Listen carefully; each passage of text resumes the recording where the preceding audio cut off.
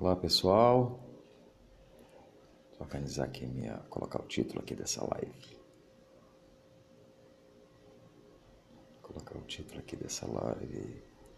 Pra gente começar a conversar.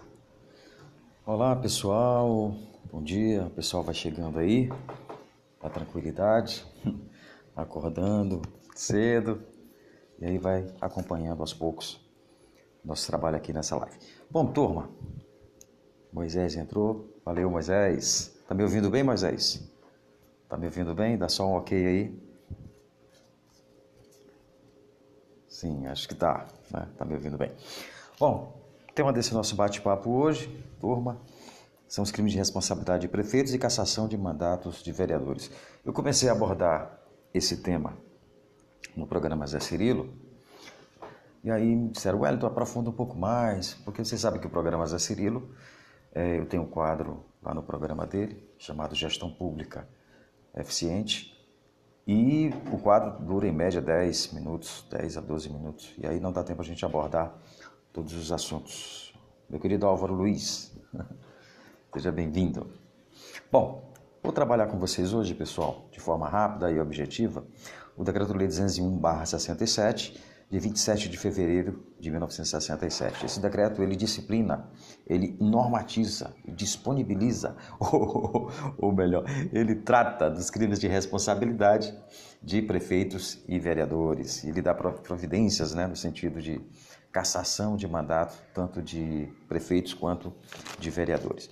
Esse decreto ele é interessante, ele já começa no seu primeiro artigo, ele começa tratando dos crimes de responsabilidade dos prefeitos. Pessoal, são 23 crimes de responsabilidades dos prefeitos. Os dois primeiros crimes, que é apropriar-se de bens ou rendas públicas ou desviá-las em proveito próprio alheio, e o segundo, utilizar-se indevidamente em proveito próprio alheio de bens, rendas ou serviços públicos, ele gera prisão, tá bom? Ele é um crime que acarreta prisão de 2 a 12 anos do prefeito ou da prefeita infrator. E os demais crimes, eles sujeitam-se apenas de reclusão. Tá bom? Qual é a diferença entre uma pena de prisão e uma pena de reclusão? A prisão, pessoal, na prisão o indivíduo fica ali absolutamente isolado. E na reclusão ele pode, né, ir para casa com tornozeleira, aquela regalia toda. Então a prisão tem que ser cumprida em regime fechado e a reclusão não necessariamente. Essa é a diferença básica entre uma e outra.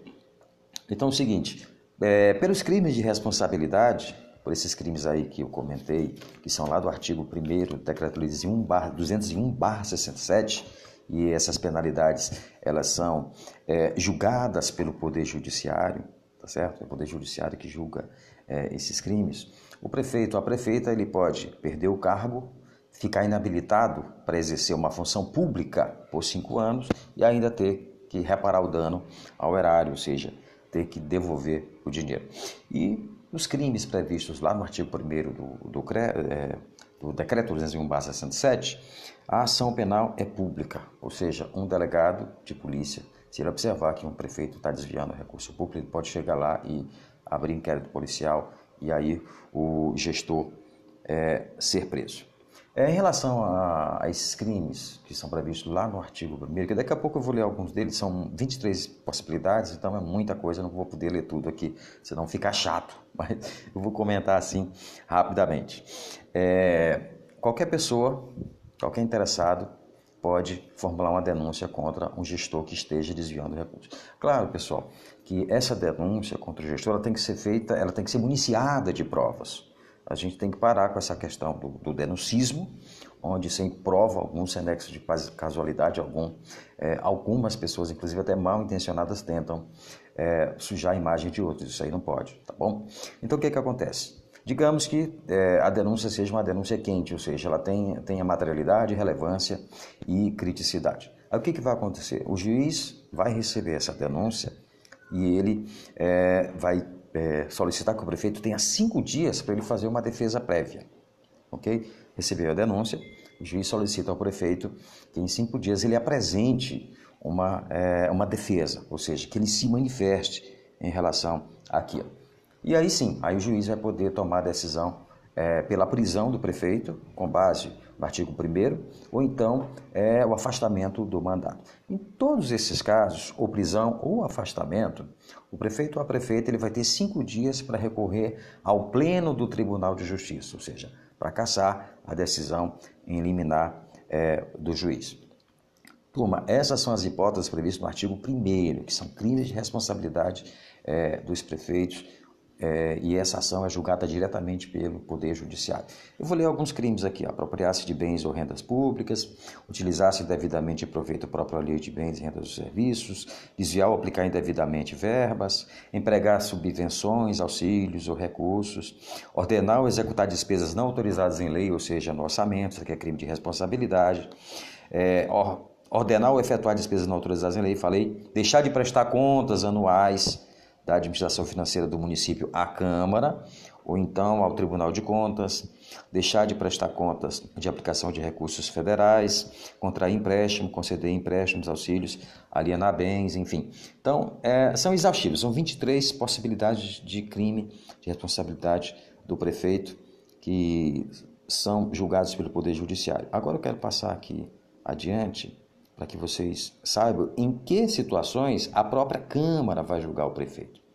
Tá? A própria Câmara vai julgar o prefeito. Aí é lá no artigo 4º, não esqueçam, o artigo 1º vai tratar dos crimes de responsabilidade julgados pelo Poder Judiciário e o artigo 4º desse decreto vai tratar das infrações político-administrativas que serão julgadas pela própria Câmara. Assim, porque o senso comum, as pessoas acham, a Câmara, quando quiser um vereador pode cassar o mandato do prefeito. Não é assim, turma, não é assim.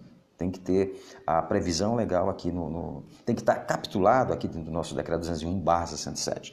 E quais são os crimes, perdão, não vou nem falar de crimes, vou falar quais são as infrações político-administrativas dos prefeitos municipais onde eles estão sujeitos ao julgamento pela Câmara. Por exemplo, impedir o funcionamento regular da Câmara.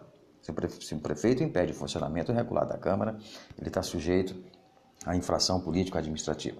Impedir o exame de livros, folhas de pagamento e demais documentos. Desatender sem motivo justo as convocações ou pedidos de informações da Câmara. Retardar a publicação ou deixar de publicar leis ou atos sujeitos. Deixar de apresentar à Câmara em forma regular proposta orçamentária. Descumprir o orçamento aprovado.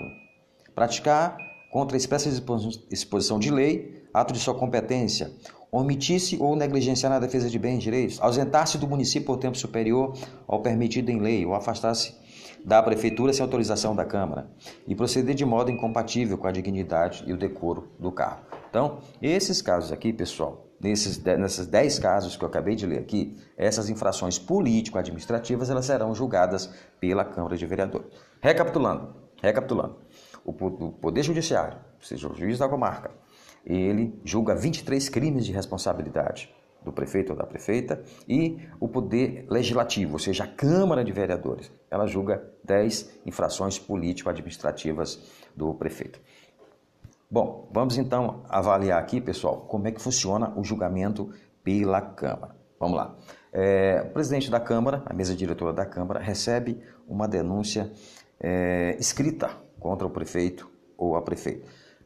Quem é que pode fazer essa denúncia? Um próprio vereador pode fazer essa denúncia contra o prefeito ou a prefeita, ou então um eleitor, né?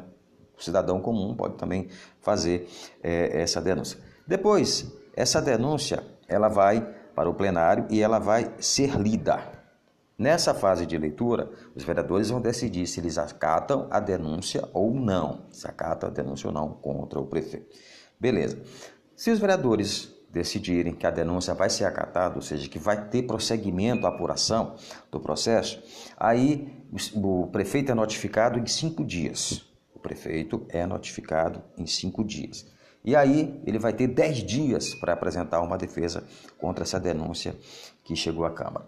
Depois que ele apresentar a defesa, a Câmara de Vereadores ela tem 5 dias para emitir um parecer conclusivo sobre a defesa do prefeito, ou seja, se vai acatar ou não a defesa do prefeito. Depois que ela tomar essa decisão, aí o prefeito tem 5 dias para pedir vistas para olhar todo o processo.